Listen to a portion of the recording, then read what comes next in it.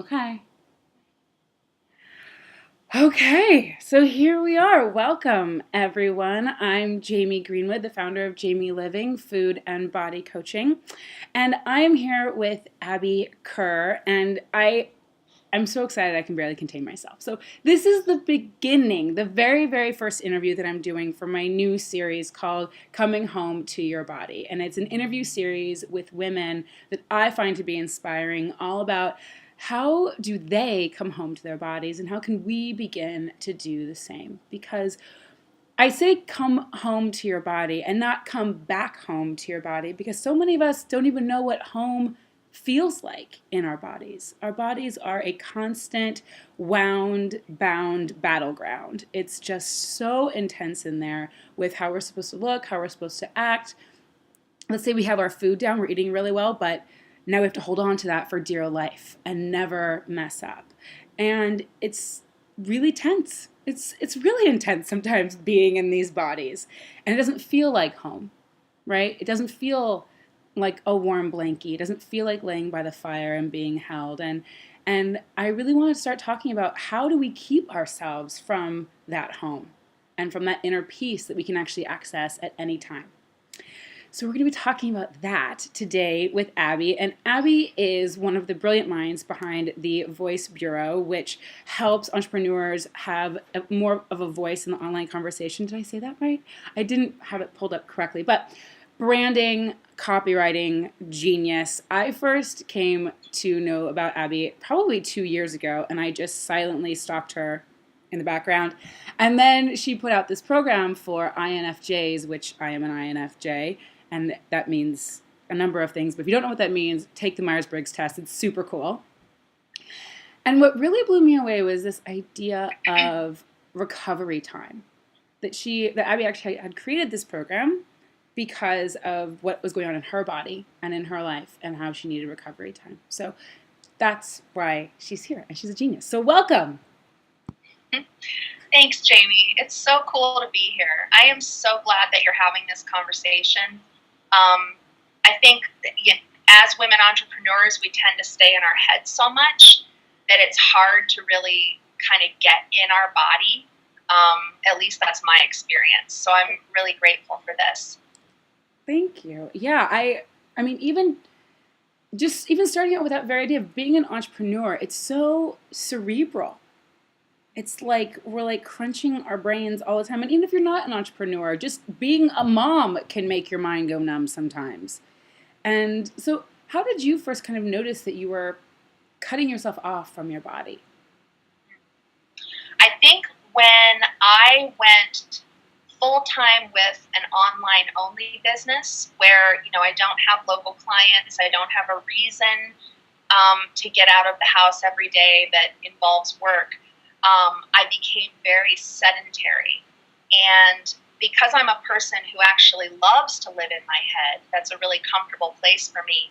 I kind of like found this one spot on the sofa in my living room where I would sit for hours each day in the same awkward kind of typing position, like neck jutted forward, neck muscles clenched.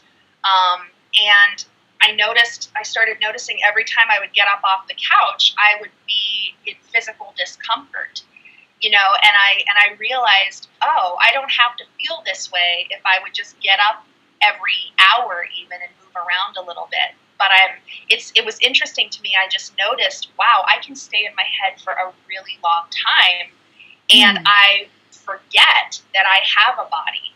And in many ways, it was really comfortable for me to forget I had a body. And work, while I love to work, just my whole like creative thing and intellectual thing, it can easily go from being pleasurable and healthy to like being a form of numbing out and keeping myself out of my body. Yes. Oh my gosh, I just had this conversation yesterday with a client around organization. Because she was like, organization, it makes me feel so good and so grounded, but then I take it too far and it feels obsessive and gripping. And yes. And those actually are the sensations that our body gives to us, right? Like we have sensations of peace and groundedness, and then we know what it feels like in our bodies to feel gripping and tense. and yet we just attempt to pretend like those aren't happening. Right. It's true. And like I notice the days when I start with even just 5 minutes of quiet sitting meditation, focusing on my breath, even just that 5 minutes transforms the whole day. And it's because it's like I've gotten in my body first before I've gotten into the headspace. But it's just giving myself that gift, which I don't give myself that gift every day. But when I do, it makes a big difference. Yeah. And so much of our beliefs around our body started very young, right? They kind of came in, who even knows how old? I mean, at this point, probably like 5 years old, 6 years old. I have very distinct memories of noticing my mother and how she experienced her body, and noticing how my grandmother would speak about females and their bodies. And so it got me very kind of judgmental about my physical being at a young age. And I want to know how you began to first kind of think about your body before you kind of became an entrepreneur and numbed out to her and then came back to her. How did you first think, kind of your earliest memories of how you thought about your body? I picked up the notion really young. I would say it started in elementary school, from my mother and her mom, my grandma, picked up the notion that women's bodies were something to be at least mildly ashamed of, and had to be really rigidly controlled in order to be acceptable. My mom and her mom were both like genetically small women, like 5'3", small build, but they were obsessed with weight. My mom was actually anorexic, not to the point of hospitalization, but she was anorexic, then bulimic, then through my growing up years, she was definitely a practicing anorexic. And her mom was like a always team. on it. We all join the team at some point. I'm a practicing anorexic. Yes, oh my exactly. God. Exactly. Right. And so I just had this I just absorbed, even though I didn't have a weight problem as a child. I was like a skinny kid. Yeah. But I remember in 4th grade, I weighed like 72 pounds or something. And I remember telling my 4th grade teacher that I needed to lose 2 pounds. And it was, just thinking that, oh, women can't eat. Women aren't supposed to eat. Yeah. That kind of a thing. Yes. So young, early. And, very early. And what's really interesting is that I had a very similar experience with this idea that the body needed to be controlled and needed to be a certain weight. And even though I gripped onto that and I was always very obsessed with my weight, there was also like this little rebel inside of me that was like, fuck that. Like, someone is going to like me because I'm brilliant and I'm funny and I'm smart and I have interesting things to say. So even though I was obsessing about my weight, I also cut myself away from my body because I wanted everyone to think that my brain was more important than my body. Interesting. And I'm just wondering if there was any sort of that happening, just kind of, as you said, like, I kind of like to live in my head. Mm-hmm. And I kind of like to, sometimes it's a very safe place to be when the body is just like not cooperating. Right. But yeah. Yeah, I had like some rebellion around food. I think when I was in maybe 7th grade, I started sneaking, like even just sneaking one cookie out of the kitchen and hiding it in my bedroom to eat when I was alone. That was like a huge deal, and yes. But that was the beginning of feeling like I had to sneak or hoard in order to eat certain things. And then I don't know if any of your listeners or you have this experience, but I was a ballet dancer through childhood and into my teen years. So it was like 30 hours a week of training by the time I was 13, and very rigorous, lots of focus on the body. So even though I loved ballet and I loved everything about it, there was that extra level of pressure too. Like, you have to make the body conform. Yes. Yeah, I was a gymnast, so. Oh, you get it. Yay! Another club. It's really, really intense. And this really kind of goes back to the idea of, even though at those young ages we were focusing on the body, we were focusing on the externality, the external pieces of the body, how it looked, versus more the internal notion of how was I feeling inside. I never once, when I was a gymnast, thought about how is my body feeling on the inside. It was more, what does she look like, and is she going to fit into the leotard? Yes. Yeah, I can't remember checking in and asking myself, how does this feel?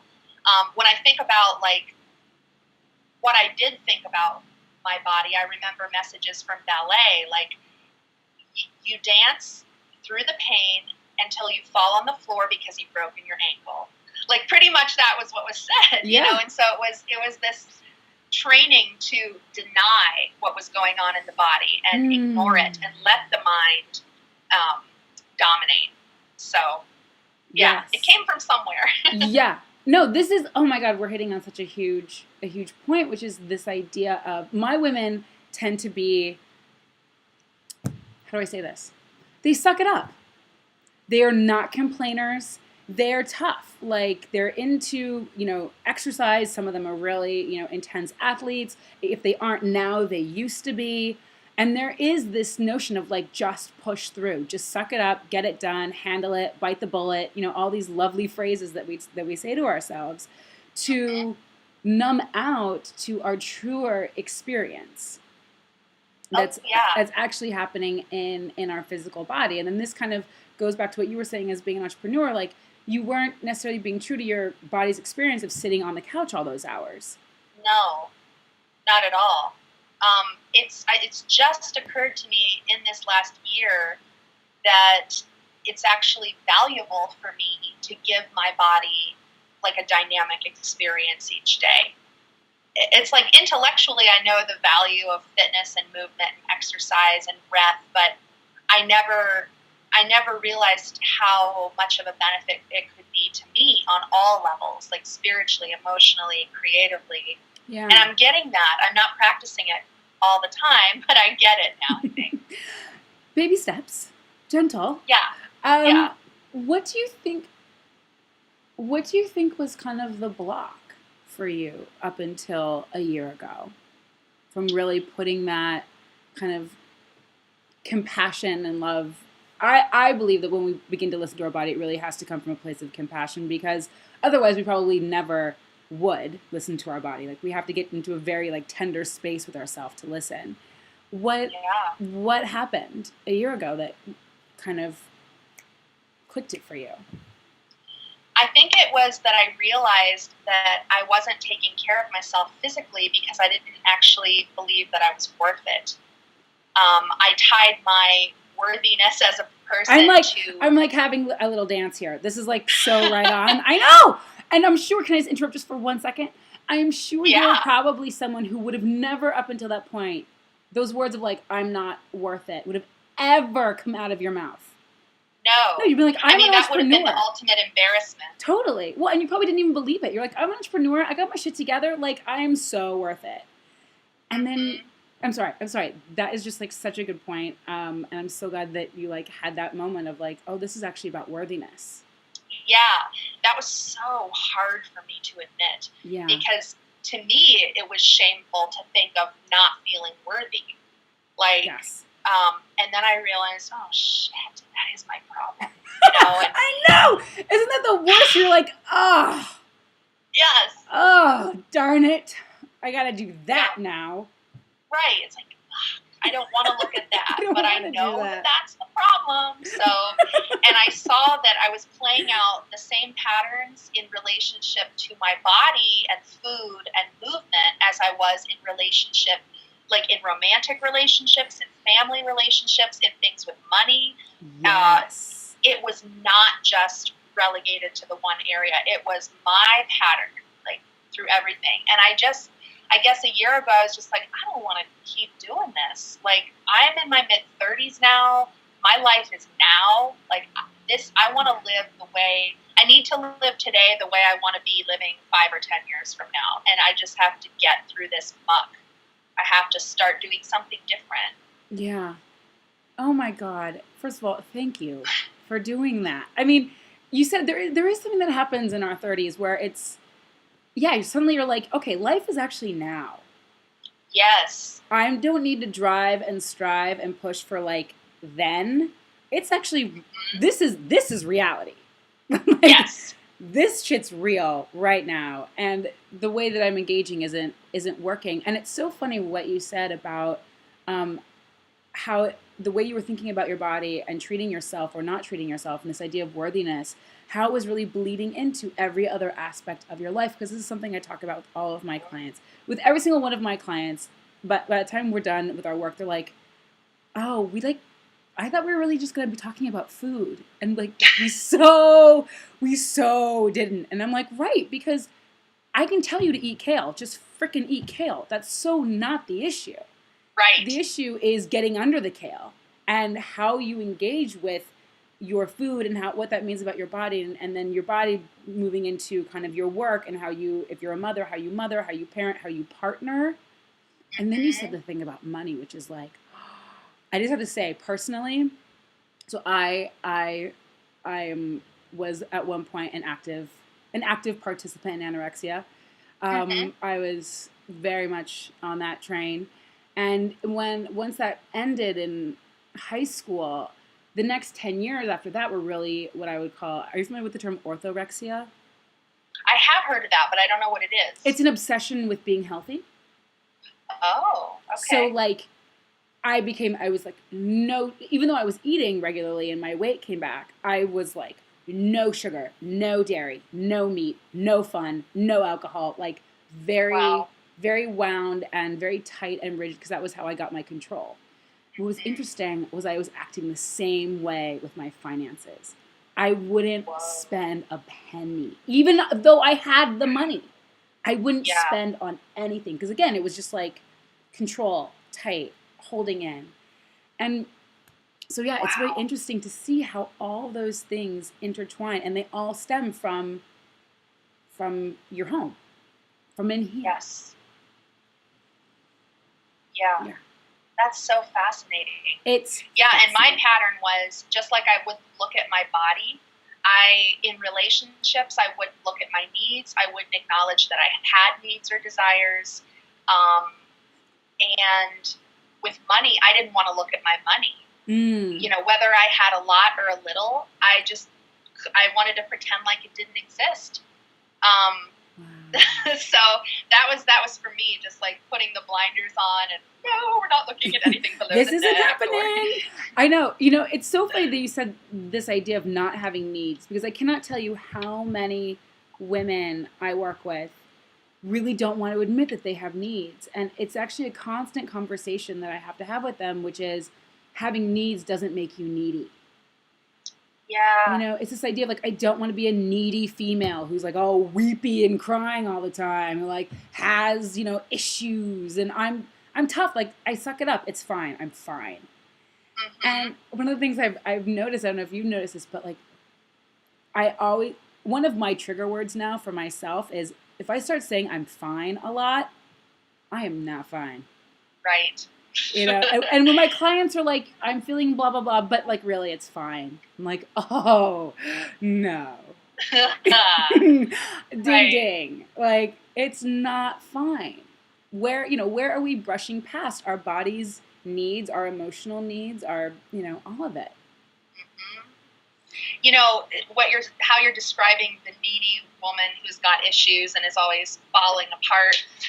Like okay, let's get back to Myers-Briggs for a second, because this relates. So INFJ, the F stands for feeling. So you're someone who makes decisions based on how you feel more than on what you think. Right. But the weird thing is that I've judged that part of myself. I've judged the feeling part, and I've also judged other women who were emotionally expressive and women who like couldn't keep their shit together. And I judged it so harshly because I was afraid of it in myself.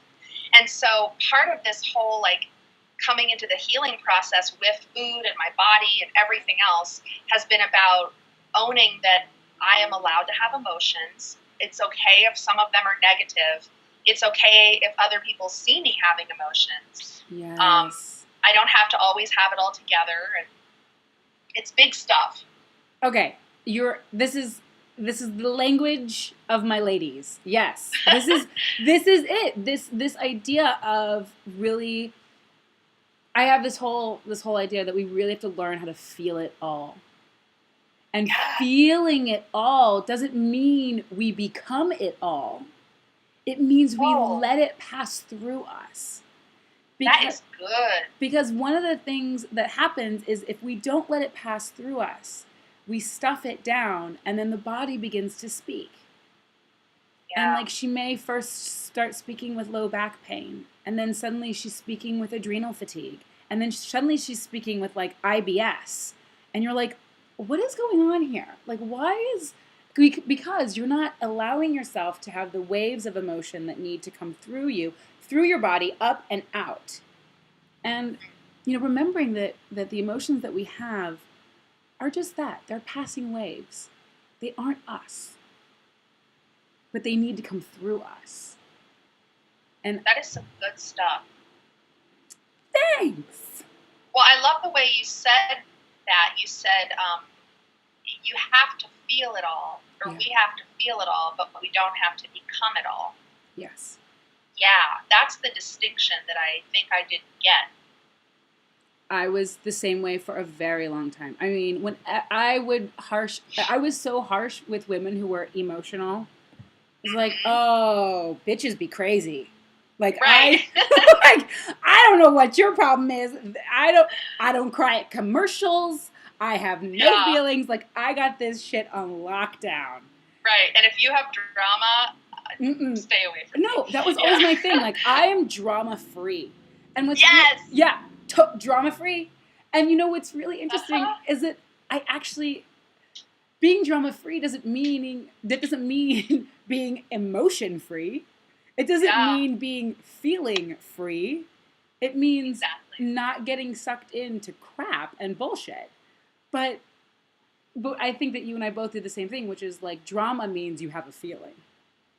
Yeah, exactly. Drama Or means feelings must inevitably lead to drama. Right. So the fewer feelings you have, the less complicated your life will be. Exactly. I mean, I think that we're geniuses for thinking that, but it didn't quite work out.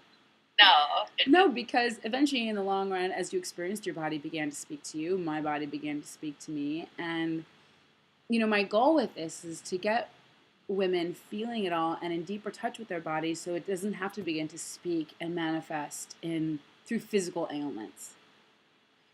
Because she will, I mean, I call the body she. I'm like, she will eventually. Oh, Like yeah. she is so patient until she's not. All of those physical symptoms you listed like 3 minutes ago, I've had all of them. I've been through all of that. So I think that was another trigger point for me when I felt like my body started actively speaking up, like you're saying. It was like, oh, I am too young to feel this bad, and I think of myself as a healthy person. Like I understand nutrition, I understand fitness, I understand, so why do I feel like crap? Right. Yeah. Yeah. And the patience of the body really is quite fantastic. I mean, she's really incredibly patient throughout our 20s. She's like, it's okay, abuse me, I'll take it. Whatever, you can hate on me, you can try and make me as skinny as you need, you can drink, like just, it'll be fine. But something happens for some of us, late 20s, early 30s, where she's like, you know what? It's been a good decade of abuse now, and I'm done. I'm done. And what's interesting is abuse looks so different. Like for me, I never drank. I always ate super well, but the abuse came just all of like the body bashing and the berating and the feelings of unworthiness because I wasn't a certain size.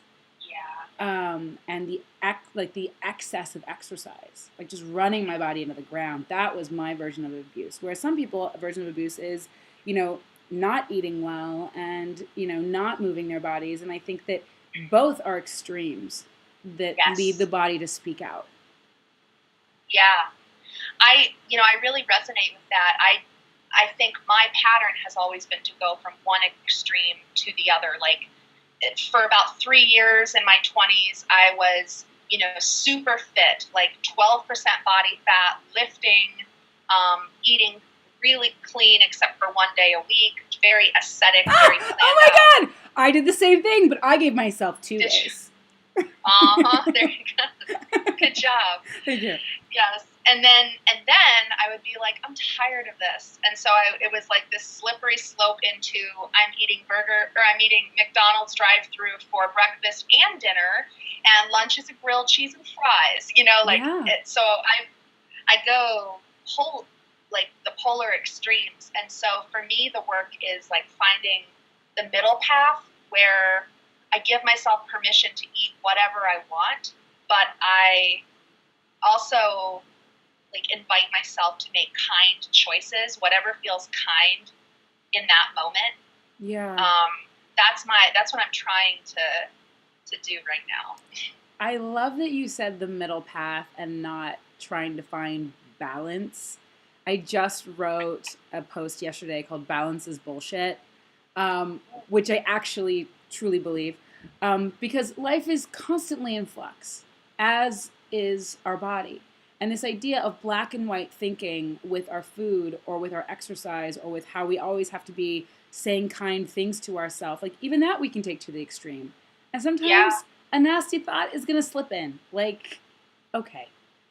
But, attempting to eat, like you said, from a kind place, like what is it that is going to make me feel really good?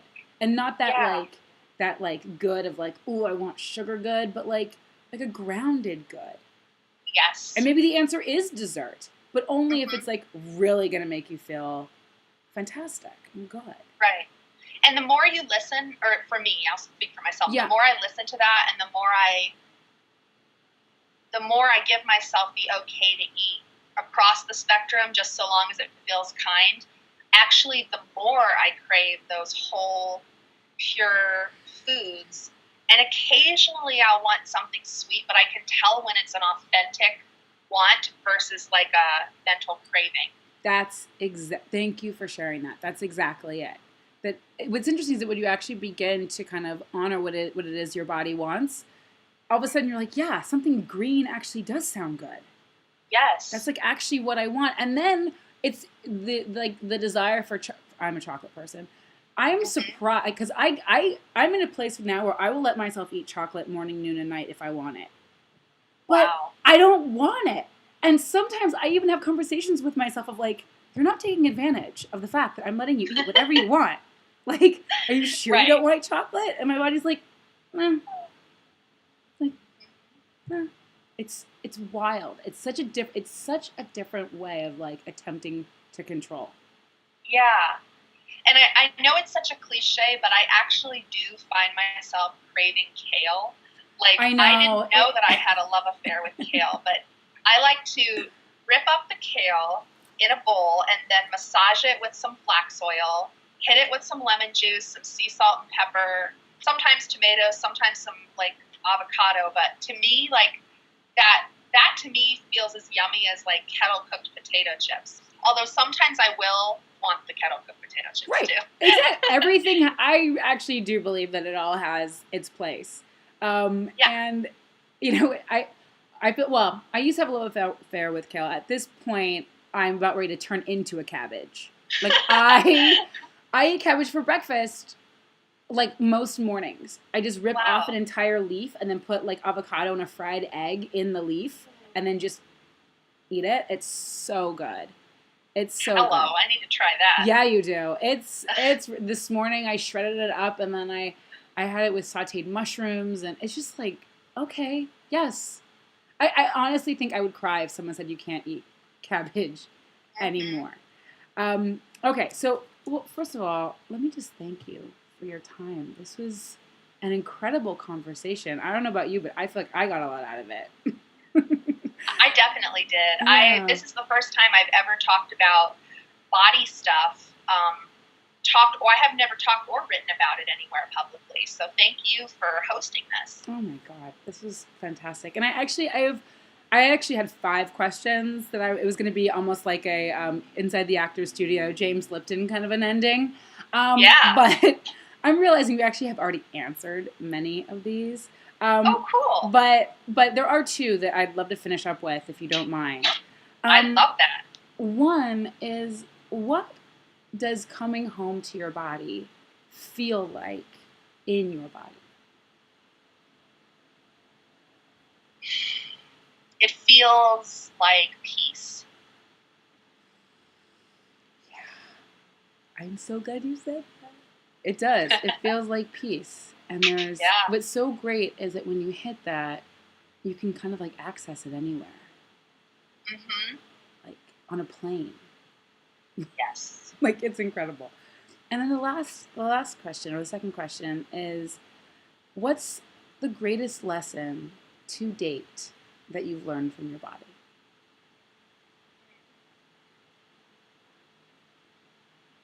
That the quality of your life is in the present moment.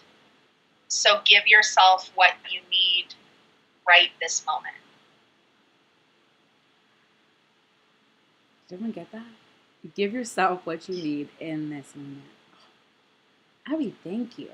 That was really good. And I don't want it to end, but it's time.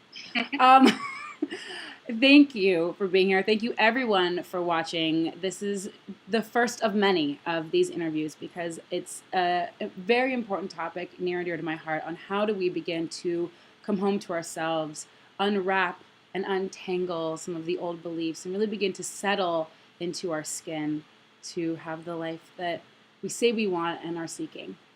So thank you so much, Abby, and thank you, everyone. Thanks, Jamie. Bye. Bye.